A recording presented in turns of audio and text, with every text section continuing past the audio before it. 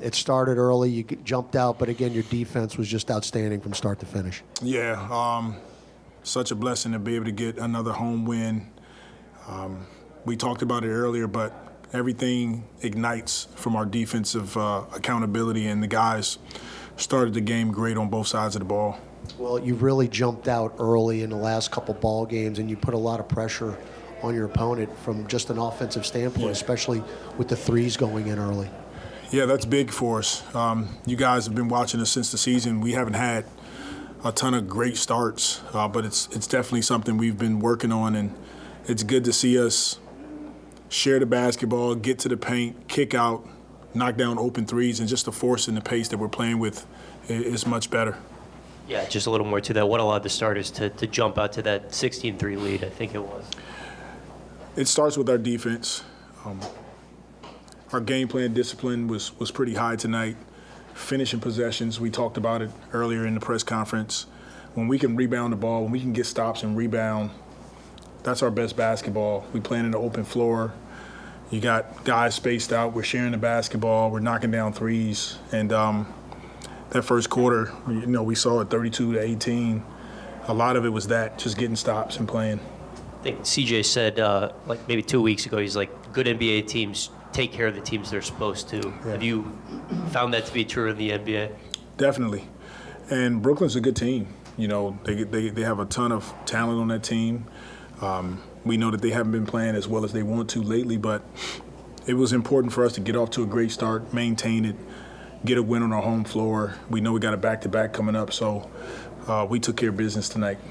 Yeah, we talked a lot about the big three and their scoring, but how good was it to see just everybody getting involved tonight and being able to win by such a big margin without anybody even reaching 20 points? Yeah, it was a shared responsibility tonight offensively. Collectively, all those guys, they move the basketball, they were unselfish, but it starts with those three. Even though the scoring is double digits with 7 guys, it starts with those three, setting the tone early, and we're extremely proud of our game tonight. And also part of just the offensive execution was just everybody getting up 3-pointers. And I think everybody, basically except Zion, got up at 3 tonight. I guess how important is that with your ball movement, body movement, just being able to create those shots? It's how we want to play. When we can play that way, it's hard to guard with as many guys as we have that are capable of making shots. And we just got to continue to do it, continue to watch it on film, work on it in practice in our shoot-arounds, come out during the game and execute it. No matter who we're playing, we just have to continue to trust it. And tonight, it looked well. It looked good, across the board. Coach, with less than 2 minutes left in the third quarter, your team forced a 24-second violation. You noticed in the fourth quarter, Dyson Daniels denied somebody the ball, his assignment.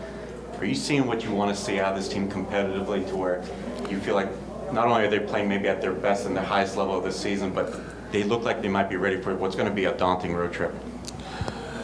We're getting there. I'm definitely seeing us come out and have more of a sense of urgency across the board. Like I said, a lot of it is all of our guys, the whole staff, having discussions, being honest about what we want, where we are, and how to make steps towards being the team that we know we can be. And tonight was another step in the right direction. And what do you think of the play where I think Zion got a technical for arguing call where, on replay it looked like Mikal Bridges grabbed him from behind, fouled. The referees missed that? I thought he got fouled. And, they got to make that call. Do you have any thoughts you'd be willing to share just on, why Zion sometimes it seems like he gets a tough whistle? I don't know why. You go back and watch, and you can clearly see he's getting hit. And he's not a guy that normally even argues the calls, but tonight it was really clear, and they got to call those. It didn't matter his size and strength; he's getting fouled like the next guy. Coach, January 2nd of 2023, the Pels had just beat the Philadelphia 76ers, number 2 in the West, and then you go through January, and January kind of turned the season upside down. Now you're January 2nd, 2024, you're going on this kind of January road trip. How does last year kind of prepare you for this year's January? I think the biggest lesson that we can learn from last season is when you go through adversity, you go through hard times, you know, it's how you build character, how you build strength. It's how you build who you're going to be as a team, but also individually as men. And what I loved about our group, everybody, our players, staff, we all stuck together. We went through a tough stretch where we lost, I think, 10 games in a row after being number one in the West. We stuck together. We called each other up to be better, and we finished the season strong. And now we want that carryover into this season, and those are the steps that we're building towards.